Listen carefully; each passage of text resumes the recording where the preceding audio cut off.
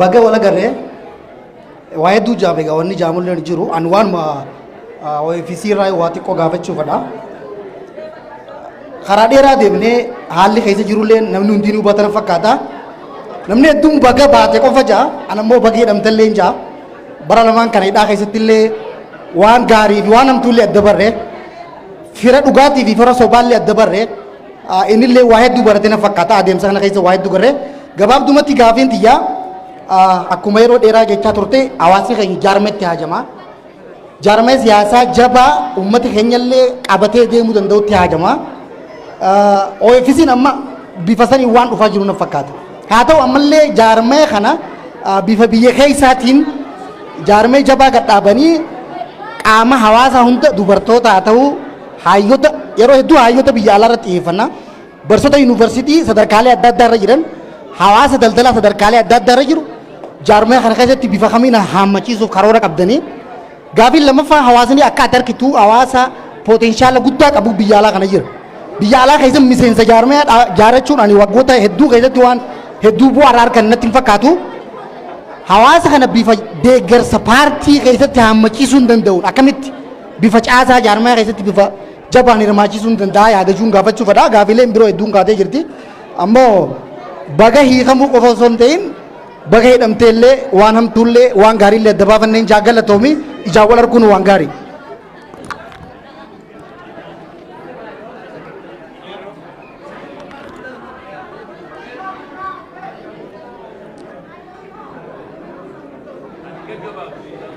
Abshir.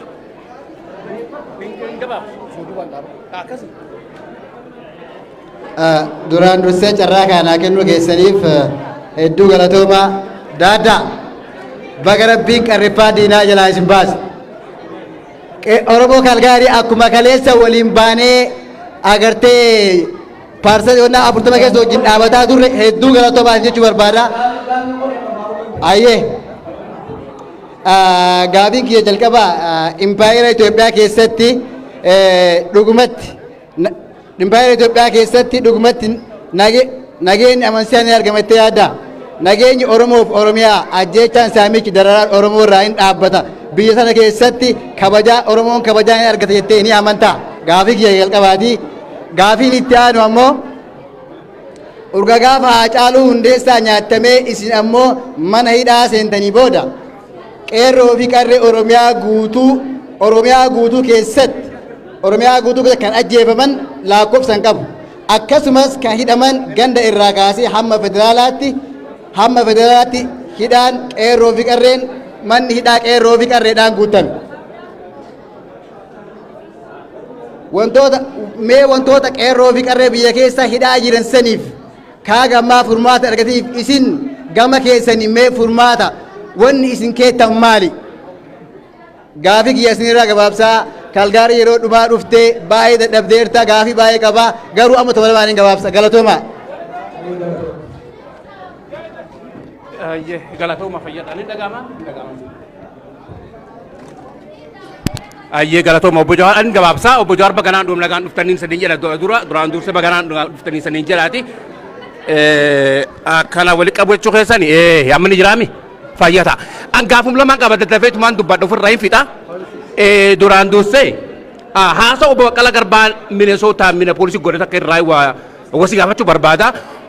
And I'm going to quote him exactly what he said. Maan jedhe obbo Baqqalaa Garbaa mootummaa kana nuti kafaa'oon empaayera daaraa ta'e kan mootummaa daaraa itti kan isaan sanni suphuuf isaan san kursi jala qabuu fi kafaa'oon hin jaaramnee jedhe mootummaa butut empaayera butut jalatti kursi qabuu fi OFP. Uummatta immoo maal nu jajjaa jirtu mootummaa biroo jaaruu hin barbaadnu mootummaa kana suphineetuma isaan muka wajjitenne demokraasii wajji haasoo inaanu jechaa jirtu obbo Jawaar kenna dubbiintu waliin faalleessitu tanaan biru kutaa lammaffaa amma haasawu obbo Baqqalaa Garbaan haasawu takka jira. I don't remember exactly where he said it.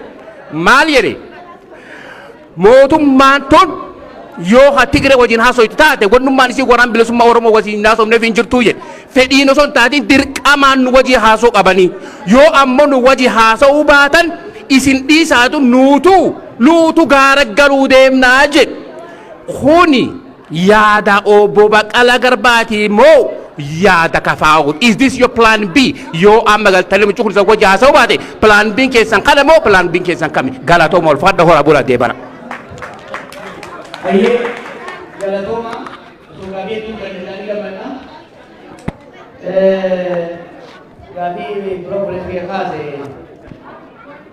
kakaafaa biyya alaatti ijaaru ni ijaara.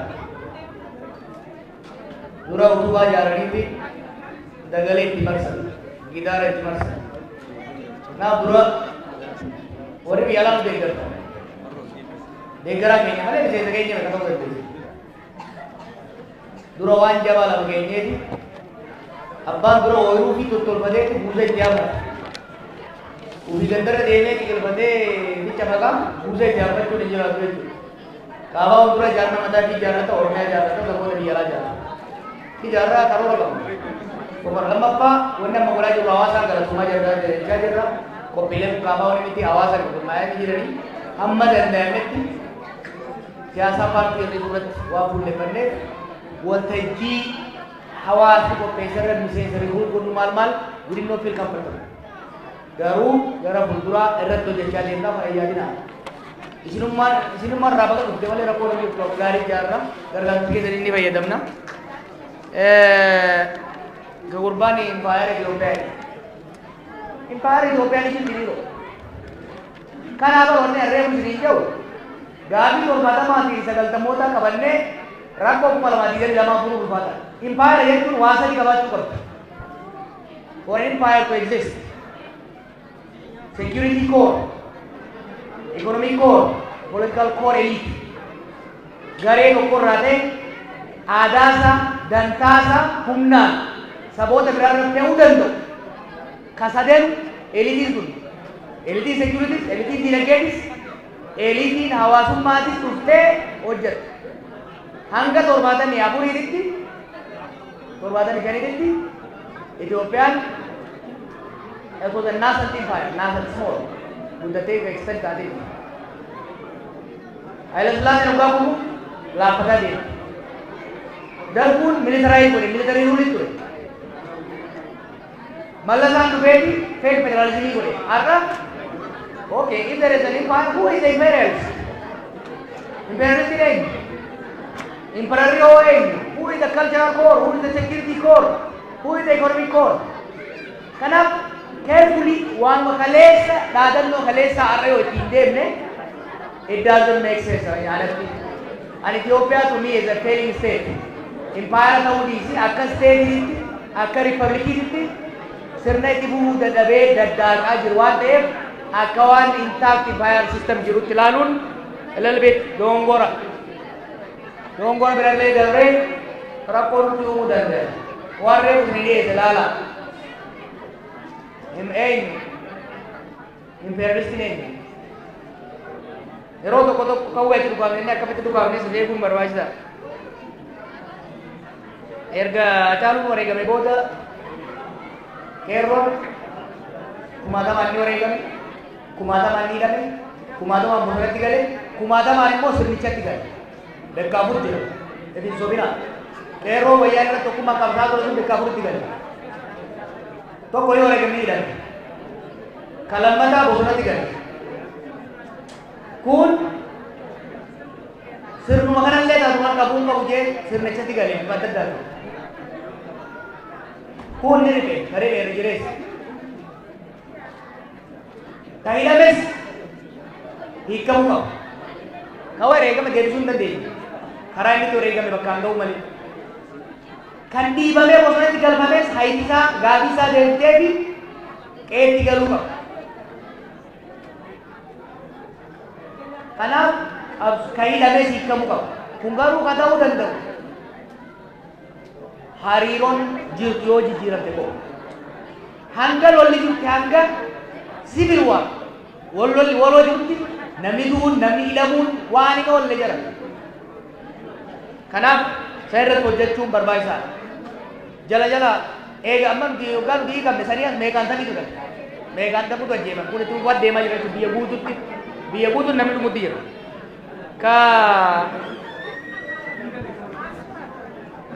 Kaafaawwan mootummaa jalatti kursii qabutti hin jiru, kursii qabuus hin barbaadu, mootummaa ta'uu barbaada. Mootummaa jalatti dhugaan akkan kaafaawwan makameetti kursii jala qabu ture. Raddaatiin ta'uu ture hanga kaafaawwan makameetti. Gaafa kaafaawwatti makame lakki jara kana kursii irraa kaasee bakka isaanii taa'uu qaba jeetii pooletikal paartii seenee waan biraatiin mootummaa fi biyya garuu adda baasaa laala. Mootummaan jijjiiramuu qaba, takka amala lafaa sirreeffachuu qaba, takka bakkaa ka'uu qaba. Warri aangoo irra jiru biyyi garuu itti fufuu qaba. Gaafa waggaa 25 har'aas Profeesar Maraaraan waggaa eegalu gaafa oggee tureesi mootummaan sirni mootummaa Itoophiyaa dassee itti fufuu qabdi. Sirna federaalawaa saba Solomoon ittiin bulchan ta'uu qabdi. Oromoon qe'ee irratti hin bulchu, Walaayittaan qe'ee irratti hin bulchu, Itoophiyaa waliin bulchuu qabaa jedhama. Karaa sirriitti Oromoon ni fayyada jennee ta'a. Itoophiyaa haaromsuudhaan, hariiroo saboota jidduu jirtu haaromsuudhaan bifa haaraan ijaaruudhaan Oromoo Federalist Congress paartii Oromooti dantaa Oromoo Oromiyaa keessattis Itoophiyaa keessattis sabaaf sablammoota kaan wajjin kabajchiisuu qabaa jedhee amana. Baqqalaa Garbaas kanuma jedhe. Sirna abbaa irree ofirra bulchuun barbaadu. Inumaatu paartii cimaa jaarraa 21ffaa Oromoo fi saba naannoo saniitiinis akka reefu jennetti dimokiraatik pluralizim dubbima ta'e sirna federaalawaa dhugaa dimokiraatawaa ta'e dhugaa jaaru itti deemaa jiru. Kana garuu afaaniin miti. Dhagayaa amala ta'e Oromoo keessa wanni ta'e dhaadannoo haadii gam haa jaaramtu wanti kun dandeenye haadii gam jechaa oola namni akkasii miti. Humna jaarrachuu dha barbaadu jiru paartii jaarrachuu dha barbaadu mootummaa meeqa kubbinne sanii as nuti mootummaa ta'uu barbaadu. Mootummaa garuu hawwiidhaan ta'uu barbaadu, kadhaadhaan ta'uu barbaadu. Humna Oromoodha, humna sabaaf sablammoota biyya sanii jaarmaya cimaa, hoggansa itiitaa, imaammata ifaa, tarsiimoo beekumsa mata kan baafannee ijaaruu barbaadna jechuudha. Kana ifatti ilaalanii ittiin deemuun barbaachisaadha. Waliigalatti Oromoo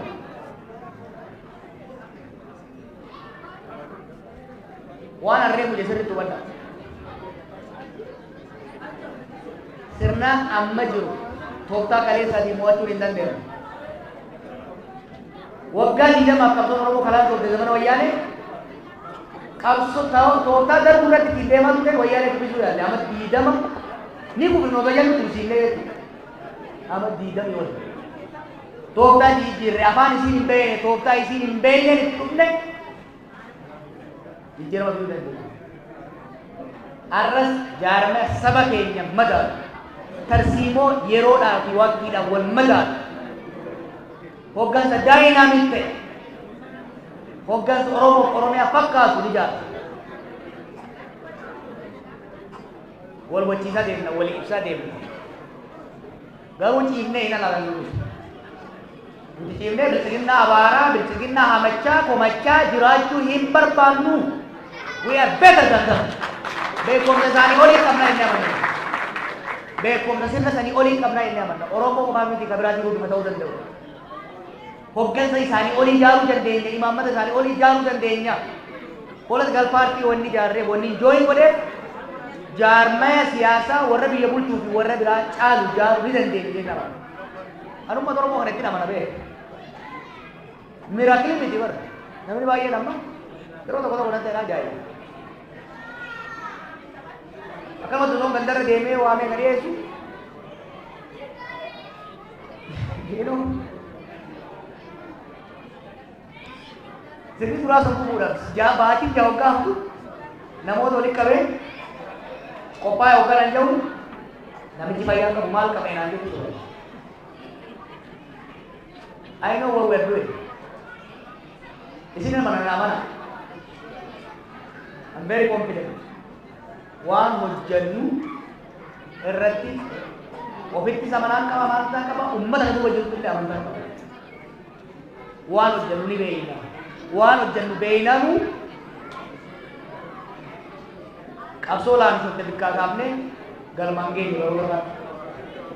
ammallee taanaan qabsoo tokkoffaa maxxantummaa alagaa jalanii baafne qabsoo na takka baafnee jirras ofirratti hirkattummaa na kenna jallaa keenya ni diriirsina kan didee jallatti kararraa baay'ise jaarmee oromiyaadhaan madabu kahaaqaa dhugaa saboota sanii eegu ni jaara dantaa oromootii fi Itoophiyaatii fi gaafa Afrikaatii fi addunyaa wal simsiisnee oofna waan hin dandeenye waan dalagutti hin jirre jecha arraba dheerannee diina oromootti filaa hin oolu garaa jala waan hojjennu hojjechaa dubbii teenya immoo gabaa waan gabaa bitti oromoon gabaa dinnicha bittutti raafuu muudee dooraa ooluu qabdu kanaaf barsiimoo ittiin deemnu qabna ni hojjenna warri karaa addaa jiru immoo jiraate ni deeggarra hamma isin yaaddan olitti wal quba qabdu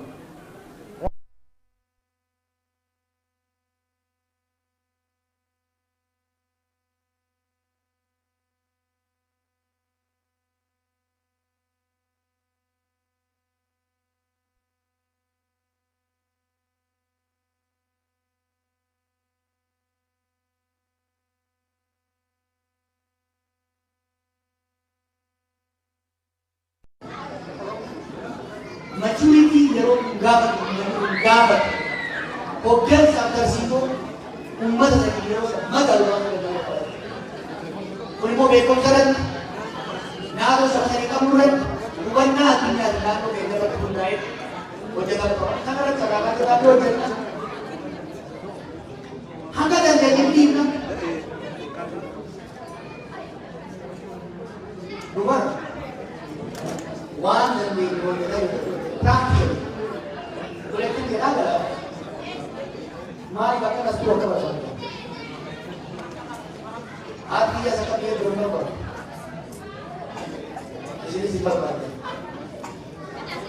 Anggur nggak bisa. Oh, anda tuh mesti ada yang beda dengan mesti kamu kasih orang apa? Kalau lo marketing dulu deh. Isal man berkali dah pakai desain yang arah kamu sudah dalam desain tiga berapa?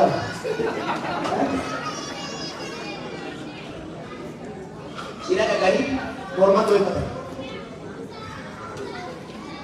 Bukan si Oromo. Kalau kalau baru sudah bersih itu. Dain ki hari kalgari dae iroti. Wari kamu besok kamu terunjuk. Terunjuk lalu. Karena ini tahu mata karena jauh dua demi agak sisi jalan di mana? Uno karena sih. Kores dia memang dia tu atau orang muda. Ya. Bakat itu suka dan mau. Bakat dia. Kalau orang tu kau ni dah tu dia udah tidak mau yang itu tu deh. Kau kasih jamin bakat dia biar orang tu. Ini apa kau tanya ni? Kau yang muda. Uida bejaru, uida suami saya. Uida bejaru, uida. Udah abang ni sebagai itu juga. Coba di soda, dia tanya apa? Yang ini. No, mana ada segini saja. Umat juga, mana mereka gaman dia. Sama dia kami. Gaman mungkin ada nama mereka tu. Nama mereka mereka. Lupa dia dah kali satu. No, lupa. Inggol. Bagi ada sinan, umat yang dua desa itu. Lutu cicinan, udara nak cicinan. Alasan istri itu mau dibawa kamu. Orangnya Ethiopia, nama tu kau bikin bukan. Orangnya tiga kaya jalan. Orangnya tiga kau tiga jalan. Niti mana, hantu kari bagan. Nagai sih itu umur ni bisa usah kata kaya. Ethiopia maka isi nama boda apa kerana Ethiopia akan kamu binai kamu. Ethiopia sendiri kabarnya orang mobil sama berarti sekali bol. Ini tu. Bikin kamu tahu tak? Kau apa yang kita orangnya orang ini, orang tu ada tinggi. Luka kau, anjau kamu. Orangnya Ethiopia sendiri. Orangnya tidak. Ethiopia ni harus sih. Aku orang mau immediate, aku semua negara immediate. Sekarang negara sini juga, sekarang demokrasi juga. Jaaruman bicarraa ina barbaachisaa taanaan jaaruman ni wareegamna malee amma booda biyya biraa dheessinee duwida faranjiitti galgallee argama dheeressaa kananii bi abamna hamatti qaba wala hin jedhu waan diinu waan jaaruuf biraa dheessanii terus rokaan jedhee dheessanii bara boksi keessatti jaabbira ta'uu barbaada. Ini timni keenya Meksiko juga wajar ya. Punya jalan-jalan jalan itu. Luti saat ada video ini, isani tak ada dan isani duidan, luti tidak ada. Isakan duidan, luti tidak ada. Amakan mereka itu, ganti tidak. Ganti tidak gitu. Nubis lagi sini dia kata,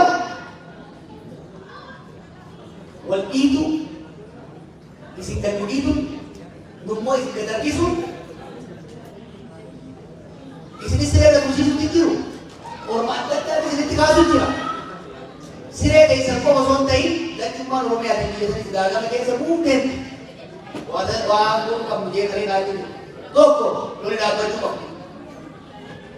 Lama, gara-gara rumah si Ansan nama bosan tidak cakap, ini boleh juga. Kok sini kamu? Pun sudah jujur. Mari saya ini social kontrak. Orang mau ditulis, orang mau ditulis, mari bolak balik. Orang mau sebuah lagi tulis, ini social kontrak. Ini boleh. Sampo darah, sampo di sini progres ini dari ini sampai jadi ini. This is the buyer way biasa di kalau dan. Karena itu, karena tahu. Karena kuaya, udah aku selalu di karena dia jadi tim, berarti absurd. Karena dia nggak dapat dia nggak orang. Wajib butuh orang kita awas ke sini saja. Jangan ke sini saja. Ketika kita beri pada bersinar. Berarti dia kasih lagi, dia kok sama dia boleh ini. Rapor lagi kali mana? Kalau waktu ini ada kerja, itu di jalan orang Kalgari, Galatuma, Galuana ada.